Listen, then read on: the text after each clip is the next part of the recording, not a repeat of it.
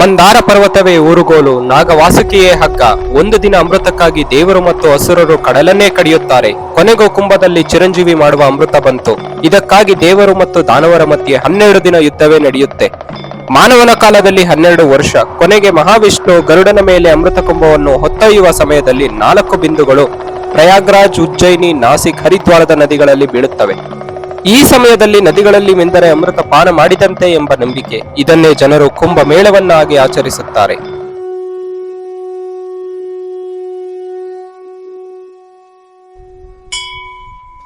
Actually ನಮ್ಮ ಸಮೇತ ತುಂಬ ಜನ ಈ ಕುಂಭಮೇಳಕ್ಕೆ ಬಂದಿರೋದು ಒಂದೇ ರೀಸನ್ಗೆ.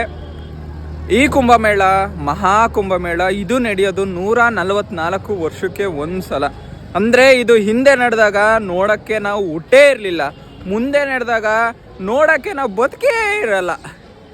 ಅದಕ್ಕೆ ಇಷ್ಟೊಂದು ಒಂಥರ ಅಟ್ರಾಕ್ಷನ್ನು, ಆಕರ್ಷಣೆ, ಎಲ್ಲ ಗುಡುಗುಡು ಹತ್ಕೊಂಡು ಬರ್ತಾ ಇದ್ದಾರೆ.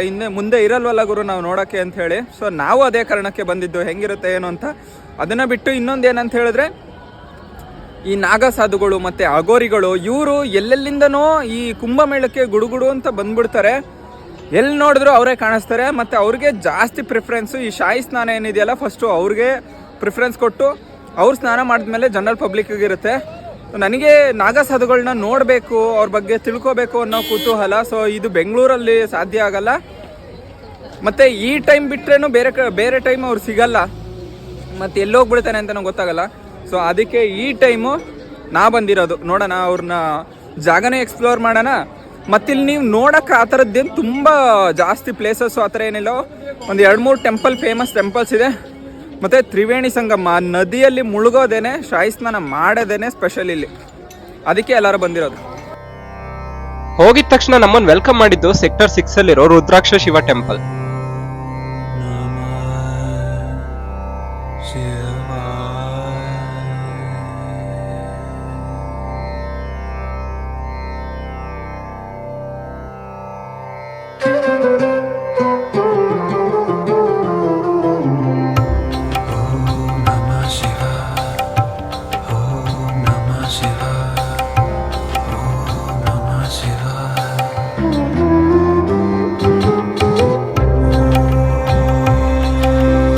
ಇಲ್ಲಿ 10,000 ಊರಿಂದ ಕಲೆಕ್ಟ್ ಮಾಡಿರೋ 7 ಕೋಟಿ ರುದ್ರಾಕ್ಷಗಳಿಂದ 12 ಜ್ಯೋತಿರ್ಲಿಂಗ ಮಾಡಿದ್ದಾರೆ.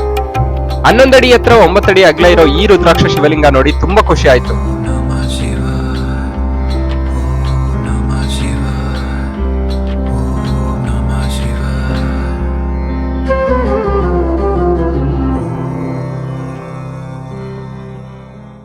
ಒಂದು ಊರಲ್ಲಿ ಜಾಸ್ತಿ ಜನ ಸೇರೋದು ಜಾತ್ರೆಗೆ. ಅದೇ 100 ಅಲ್ಲ 1000 ಅಲ್ಲ ಲಕ್ಷಾಂತರ ಊರಿನ ಜಾತ್ರೆ ಒಂದೇ ಕಡೆ ಆಗಿ ಕೋಟ್ಯಾಂತರ ಜನ ಬಂದ್ರೆ ಹೆಂಗಿರುತ್ತೆ ಗೊತ್ತಾ? Welcome to Mahakumbh Mela.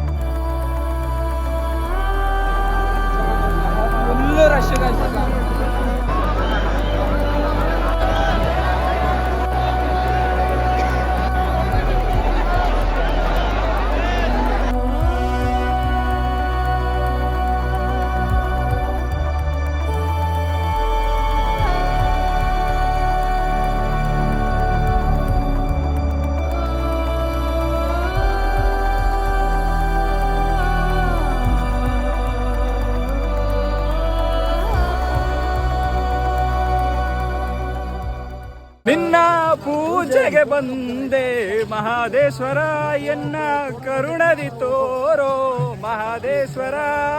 ನಿನ್ನ ಪೂಜೆಗೆ ಬಂದೆ ಮಹಾದೇಶ್ವರ, ಎನ್ನ ಕರುಣದಿ ತೋರೋ ಮಹಾದೇಶ್ವರ. ಬರೋ ನಮ್ಗೆ ಆಲ್ರೆಡಿ ಅಲ್ಲಿ ನಿನ್ನೆ ಅಯೋಧ್ಯೆಗೆ ಹೋಗಿದ್ದ, ಅಲ್ಲಿ ಸ್ವಲ್ಪ ಪ್ರಯಾಗ್ರಾಜ್ಗೆ ಬಂದಿದ್ರು, ಅವ್ರನ್ನ ಕೇಳಿದಾಗ ಏನ್ ಫುಲ್ ಎದುರಿಸ್ಬಿಟ್ಟಿದ್ರು. ಇಲ್ಲಿ ಬಂದ ನಮ್ಗೇನ್ ಅಷ್ಟೊಂದು ಏನಿಲ್ಲ, ಆರಾಮಾಗಿ ಎಲ್ಲ ಸ್ಯಾಂಗೆ ಟ್ಯಾಂಕಲ್ಲಿ ತಿರುಗ್ತಾ ಇದೀವಿ, ಏನ್ ತೊಂದರೆ ಇಲ್ಲ. ನಾಳೆ ಇನ್ನ ಏನ್ ಕತೆನೋ ಗೊತ್ತಿಲ್ಲ, ಬಟ್ ಈಗ ಸದ್ಯಕ್ಕೆಲ್ಲ everything is in our control.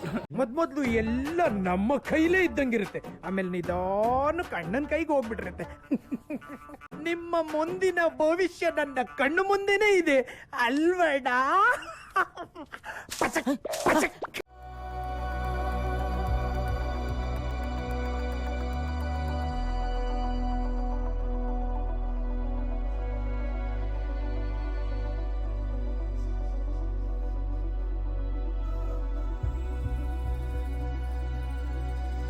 ಭಯ ಆಗ್ಬಿಡುತ್ತೆ ಗಾಯ್ಸ್, ತಳ್ಳಿಬಿಡ್ತಾರೆ. ಎಲ್ಲಿ ಒಂದ್ಸರಿ ಕಾಲ್ ತುಳ್ತಾ ಆಗ್ಬಿಡುತ್ತೆ ಅನ್ನೋ ಅಷ್ಟು ಭಯ ಆಗ್ಬಿಡುತ್ತೆ.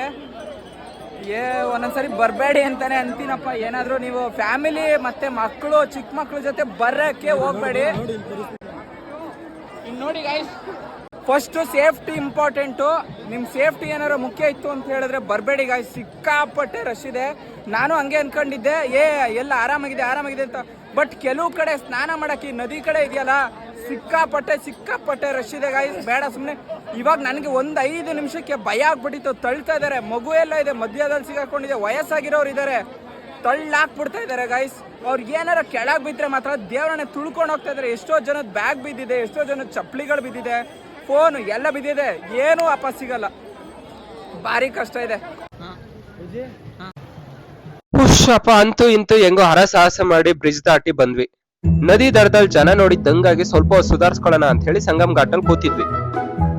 ಸೋಂಬೇರಿ ತರ ಕೂತಿದ್ದ ನಮ್ಗೆ ಬೈದು ಸ್ನಾನಕ್ಕೆ ಕಳ್ಸಕ್ಕೆ ಶಿವ ಒಂದು ಪುಟ್ಟ ಫ್ರೆಂಡ್ ಅನ್ನ ಕಳ್ಸ್ಕೊಟ್ರು. ಇವಳ ಹೆಸರು ಆಯಿಷಿ. ನಮ್ ಪಕ್ಕದಲ್ಲೇ ಆಟ ಆಡ್ತಾ ಇದ್ಲು.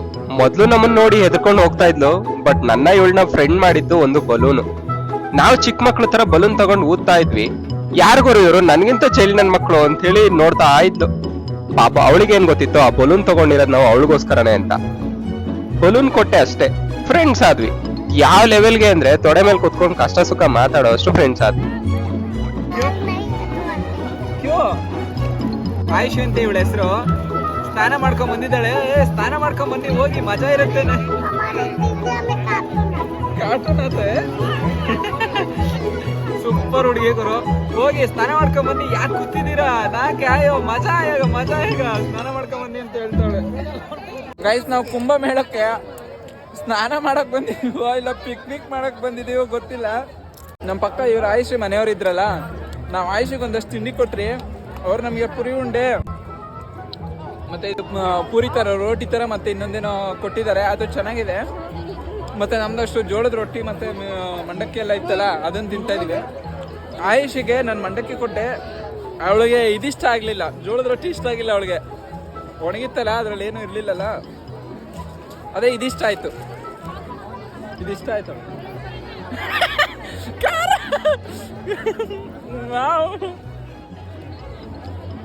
ಖಾರ.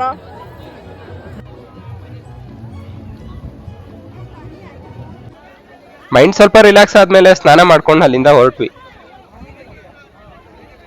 ಏರೋಪ್ಲೇನ್ ಅಲ್ಲಿ ಹೋಗ್ಬೇಕಾದ್ರೆ ಜನ ಎಲ್ಲ ಇರುವೆ ತರ ಕಾಣಿಸ್ತಾರೆ ಅಂತ ಕೇಳಿರ್ತೀರಾ. ಆದ್ರೆ ನೀವು ಇಲ್ಲಿ ಬನ್ನಿ, ಇಲ್ಲಿ ನೆಲದ ಮೇಲೆ ನಡಿಬೇಕಾದ್ರೆ ಜನ ಎಲ್ಲ ಇರುವೆ ತರ ಕಾಣಿಸ್ತಾರೆ. ಎಲ್ಲೋ ದೂರದಲ್ಲಿ ನೋಡಿದ್ರೆ ಏನೋ ಟಿಕ ಅಂತ ಹೋಗ್ತಾ ಇದೆ ಅನ್ಸುತ್ತೆ. ಅವರೆಲ್ಲ ಜನಗಳು, ಸಾವಿರಾರು ಬ್ರಿಡ್ಜ್ಗಳು, ನೂರಾರು ಬ್ರಿಡ್ಜ್ಗಳು, ಲಕ್ಷಾಂತರ ಜನ. ಎಷ್ಟು ಅಂತ ಮ್ಯಾನೇಜ್ ಮಾಡ್ತಾರೆ ಗುರು ಅವರು? ಇಬ್ರ ಮ್ಯಾನೇಜ್ ಮಾಡಕ್ಕೆ ಭಾರಿ ಕಷ್ಟ ಇದೆ ಇಲ್ಲಿ. ಆಮೇಲೆ ಎಲ್ಲ ಕಡೆ ಇವಾಗ ರಿಸ್ಟ್ರಿಕ್ಷನ್ ಹಾಕ್ಬಿಟ್ಟಿದ್ದಾರೆ. ನೀವು ತ್ರಿವೇಣಿ ಸಂಗಮ ಬಿಡ್ತಾನೆ ಇಲ್ಲ, ಮತ್ತೆ ನಾಗಾ ಸಾಧುಗಳನ್ನ ನೋಡಕ್ ಬಿಡ್ತಾ ಇಲ್ಲ. ಹೋಗಿ ಏನ್ ಮಾಡೋದು? ಇನ್ನೇನ್ ಮಾಡೋದು, ಬಂದ್ ದಾರಿಗೆ ಸುಂಕ ಇಲ್ಲ ಅಂತೇಳಿ ಕಳ್ಳೆಪುರಿ ತಿನ್ಕೊಂಡು ಹೋಯ್ತಾ ಇದ್ವಿ. ಅವಾಗ್ಲೇ ಈ ಘಟನೆ ಆಗ್ಬೇಕೆ. ಗೈಸ್, ಬೆಳಗ್ಗೆಯಿಂದ ನಾನು ನಾಗಾ ಸಾಧುಗಳು ನೋಡಕ್ಕೆ ಬಿಡ್ತಿರ್ಲಿಲ್ಲ. ಆಕ್ಚುಲಿ ಸಂಗಮ ಎಲ್ಲ ಕ್ಲೋಸ್ ಮಾಡಿಬಿಟ್ಟಿದ್ರು. ಬೆಳಗ್ಗೆಯಿಂದ ಕಾಯ್ತಿದ್ದೆ. ಲಾಸ್ಟ್ ಮಿನಿಟಲ್ಲಿ ಇವಾಗ ವಾರಣಾಸಿಗೆ ಹೋಗೋ ಟೈಮಲ್ಲಿ ಅಚಾನಕ್ ಕಾಣಿಸ್ಕೊಂಡಿದ್ದಾರೆ ನೋಡಿ.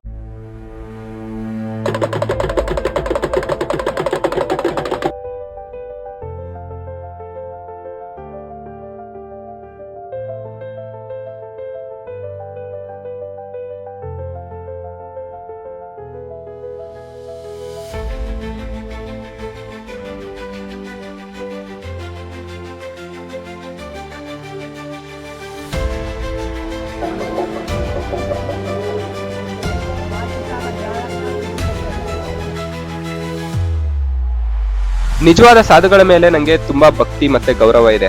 ಆದ್ರೆ ಕೆಲವರು ಟೀ ಮಾರಕ್ ಬಾಬಾ ಆಗಿದ್ರೆ, ಕೆಲವರು ಹಾವಿಟ್ಕೊಂಡ್ ಬಾಬಾ ಆಗಿದ್ರು, ಕೆಲವರು ಆಡೋ ಮಕ್ಕಳನ್ನ ಕೂರ್ಸಿ ಬಾಬಾ ಮಾಡಿದ್ರು, ಕೆಲವರು ಫೇಮ್ಗೋಸ್ಕರ ಬಾಬಾ ಆಗಿದ್ರೆ, ಮತ್ತೆ ಕೆಲವರು ನಶೆಯಲ್ಲಿ ಬಾಬಾ ಆಗಿದ್ರು. ಇದು ನನ್ನ ಅಭಿಪ್ರಾಯ ಅಷ್ಟೇ.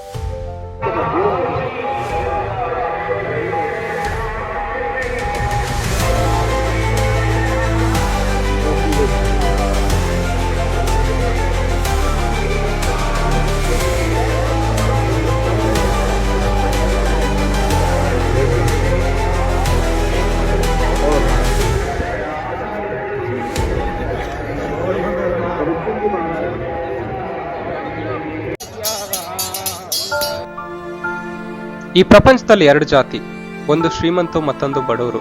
ಈ ಜಾತಿ ಕುಂಭಮೇಳದಲ್ಲೂ ಇತ್ತು. ಒಂದು ನಾಣ್ಯಕ್ಕೆ 2 ಮುಖ ಇರುತ್ತೆ. ಇದು ಮಹಾಕುಂಭದ 2ನೇ ಮುಖ. ಎಷ್ಟೋ ಪಾಪಗಳನ್ನ ತೊಳೆದಿರೋ ಈ ಗಂಗೆಯಲ್ಲಿ ದಿನನಿತ್ಯ ಅಕ್ಕಿ ತೊಳೆದು ಅನ್ನ ಮಾಡಿ ಊಟ ಮಾಡ್ತಾ ಇದ್ರು, ಇವ್ರು ಬಡತನ ಮಾತ್ರ ತೊಳೆದಿಲ್ಲ.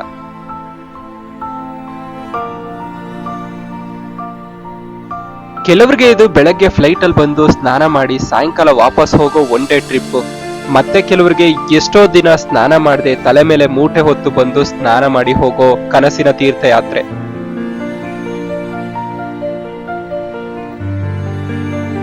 ಬಂಧನಗಳಿಂದ ತಪ್ಪಿಸ್ಕೊಂಡು ಹೋಗಿ ಟ್ರೈ ಮಾಡ್ತಾ ಇರೋರು ಒಂದ್ ಕಡೆ ಆದ್ರೆ, ಜೊತೆಗ್ ಬಂದಿರೋರು ಎಲ್ಲಿ ತಪ್ಪಿಸ್ಕೊಂಡು ಹೋಗ್ತಾರೆ ಅಂತ ಕೈ ಹಿಡಿದು ಜೋಪಾನ್ವಾಗಿ ಕರ್ಕೊಂಡು ಹೋಗ್ತಾ ಇರೋರು ಒಂದ್ ಕಡೆ.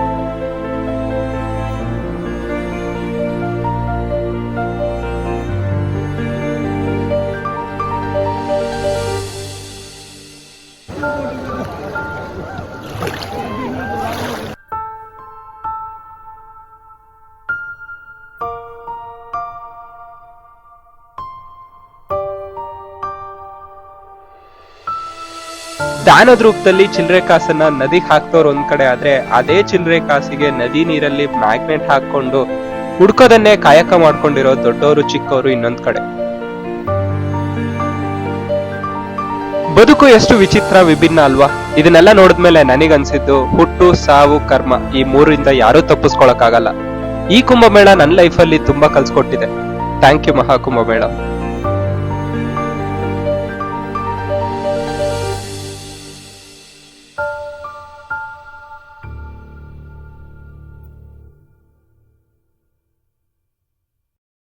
ಕುಂಭಮೇಳಕ್ಕೆ ಬಂದು ಸ್ನಾನ ಮಾಡೋದ್ ಬಿಟ್ಟು ಬೇರೆ ಎಲ್ಲ ಮಾಡ್ತೀವಿ.